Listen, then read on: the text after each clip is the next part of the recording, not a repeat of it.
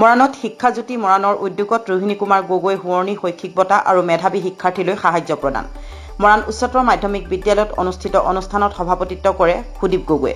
সভাত অজয় কুমাৰ মোহন, সদৌ অসম ছাত্ৰ সন্থাৰ কেন্দ্ৰীয় সমিতিৰ সাংগঠনিক সম্পাদক অনুপজ্যোতি ভূঞা, সমাজকৰ্মী সূৰ্য বৰগোহাঁই, ৰোহিণী কুমাৰ গগৈৰ পুত্ৰ তথা মৰাণ নগৰপালিকাৰ উপপৌৰপতি উদয় শংকৰ গগৈ, সাংবাদিক সুভিত কুমাৰ ছেত্ৰী, কৈ সোণোৱাল আদি উপস্থিত থাকে।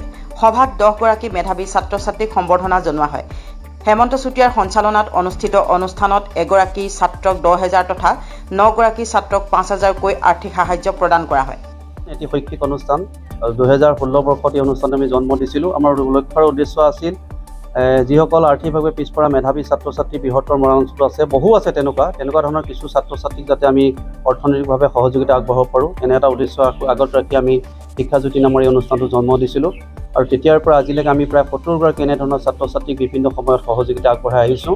আৰু ইয়াৰ আজিৰ পৰা প্ৰায় 4 বছৰ আগৰ পৰা ৰাজ্যখনৰ এগৰাকী শিক্ষাৰ লগত জড়িত শিক্ষাবিদ ৰোহিণী কুমাৰ গগৈ ছাৰৰ স্মৰণত আমি এটি বঁটা আগবঢ়াইছোঁ। আৰু এই বঁটাটো আমাৰ 4 বছৰ হৈছে। এই বঁটাৰ লগত নগদ 10,000কৈ টকা আমি মানপত্ৰসহ প্ৰদান কৰোঁ। এইবাৰ এই বঁটাটি পাবলৈ সক্ষম হৈছে পথালিবাম উচ্চতৰ মাধ্যমিক বিদ্যালয়ৰ ছাত্ৰী ডৰিন হাজৰিকাই। ইয়াৰ উপৰিও আমি আৰু 8 গৰাকী ছাত্ৰ ছাত্ৰীক 5,000কৈ টকা আজি আগবঢ়াইছোঁ। আৰু আশা ৰাখিছোঁ আমাৰ এই বৰঙণি বা এই বঁটা বা এই সহযোগিতাই ছাত্ৰ ছাত্ৰীসকলক অনাগত দিনত শৈক্ষিক জীৱনত আগবঢ়াই যোৱাত কিছু হ'লেও সহযোগিতা কৰিব। সন্দেহে এইবাৰো আমাৰ তেনেকুৱা 2 গৰাকী ছাত্ৰ আছে, অমিত মাহালী আৰু দেৱ কুমাৰ চাহু, 2 গৰাকী বাগিচাৰ ছাত্ৰ। তেওঁলোকেও যথেষ্ট কষ্টৰে আচলতে শৈক্ষিক জীৱন আগুৱাই নিছে। মাকহঁতে বাগানত চাহপাত ছিঙে, দেউতাকহঁতে বাগিচাত কাম কৰে।